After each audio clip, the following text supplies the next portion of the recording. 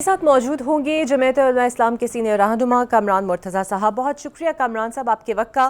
سر، حالیہ دنوں میں جھٹ پٹ قانون سازیاں بھی ہوئی ہیں، کیا جمعیت علماء اسلام کو اس کا علم تھا؟ حکومت نے کیا اس پر اعتماد میں لیا تھا آپ لوگوں کو؟ جی بالکل نہیں۔ صحیح۔ اور گورنمنٹ نے جو کیا اتنا میرا خیال ہے کہ اس کے اپنے ممبرز کو بھی پتہ نہیں تھا شاید کہ کیا ہونے جا رہا ہے۔ اور اس پر کیا سوچتی ہے جے یو آئی ان قانون سازیوں پر؟ جی ہم نے اس کو اپوز کیا ہے اور ہم نہیں سمجھتے، ایک تو طریقہ کار مناسب نہیں تھا اور دوسرا کوئی اوکیزن بھی نہیں تھا اس سب کاموں کا، جو جس وقت پہ اور جس طریقے سے کام کیے گئے وہ سب کچھ غلط تھا۔ اچھا سر، ایک وقت ایسا تھا کہ جب جے یو آئی کی طرف سے یہ کہا جاتا تھا کہ پی ٹی آئی جو ہے وہ 10 سالہ حکومت کا پلان تیار کر رہی ہے، اور اب جو آج کی حکومت ہے وہ آپ کے دوستوں میں بھی شامل ہے، اور اب ان پر یہ الزام لگ رہا ہے کہ یہ جتنا کچھ بھی ہو رہا ہے، قانون سازیاں ہو رہی ہیں، یہ صرف 10 برس کے پلان کا حصہ ہے۔ کیا یہ الزام آپ درست سمجھتے ہیں، اور اس پر جمعیت علماء اسلام کیا موقف رکھتی ہے؟ دیکھیے، جس کے پاس حکومت ہوتی ہے وہ سامان 100 برس کا ہوتا ہے، پھر اگلے پل کی خبر نہیں ہوتی۔ وہاں پہ بھی جو ہے نا وہ جنرل صاحب سے مل کے جو ہے 10 سالہ پروگرام بنایا گیا تھا، تو نہ وہ جنرل صاحب رہے نہ وہ خود رہے، اور اب بھی جو ہے اسی طرح کی بات کی جا رہی ہے، اسی طرح کی حرکتیں کی جا رہی ہیں۔ اب دیکھیے اللہ پاک کیا کرتے ہیں۔ بالکل صحیح۔ سر، مولانا فضل الرحمان کا لندن کا دورہ ذاتی ہے، سیاسی ہے، کیونکہ خبریں یہ ہیں کہ شاید جے یو آئی نے فیصلہ کیا ہے کہ بانی پی ٹی آئی سے ملاقات ہوگی، اور جو نام لیا جا رہا ہے ملاقات کرنے والوں میں ان میں آپ کا نام ہے۔ اگر یہ درست ہے تو اس ایجنڈا کیا ہوگا اس ملاقات کا؟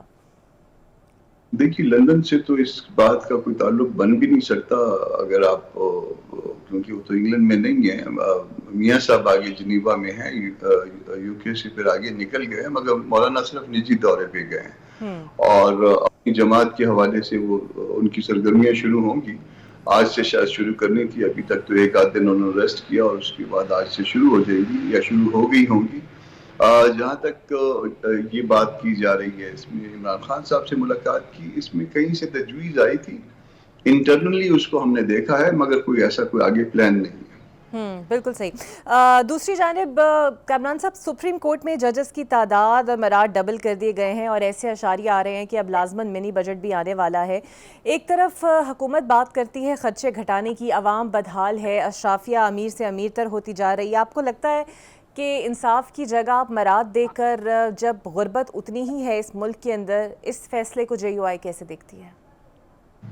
اس فیصلے کو جے یو آئی رد کرتی ہے۔ اس میں نہ صرف یہ تنخواہیں آپ نے دیکھا، تنخواہیں نہیں، مطلب انڈائریکٹ، مطلب وہ اس میں وہ گراس اس میں شامل ہو جاتا ہے، جو کچھ بھی ہے بینیفٹ، وہ میرا خیال ہے ججز کا 20 لاکھ سے بھی کراس کر گیا ہے، اور اب اسی طرح کی حرکت جو ہے وہ ممبران پارلیمنٹ کے حوالے سے بھی کرنے کی کوشش کی جا رہی ہے، بلکہ ایک اٹیمپٹ ہو چکی ہے اور آگے یہ اٹیمپٹ کرنے کی کوشش کی جا رہی ہے۔ تو یہ جہاں پہ لوگ بھوک سے مر رہے ہوں، لوگوں کو صاف پانی پینے کا میسر نہ ہو، وہاں اس طرح کی مراد دینا اور اشرافیہ کی اس کلاس کو مضبوط تر کرتے جانا، اس کی ہم مذمت کرتے ہیں اور اس کو مسترد کرتے ہیں۔ بالکل صحیح سر۔ 26ویں آئینی ترمیم کا آپ مستقبل کیا دیکھتے ہیں؟ کیونکہ اب 8 درخواستیں اور شکایات آ چکی ہیں، اور کیا یہ اخلاقی طور پر درست ہوگا کہ یہ ترمیم کے بطن سے جو آئینی بینچ کا وجود آیا ہے انہی کے سامنے یہ درخواستیں جائیں گی؟ بالکل نہیں۔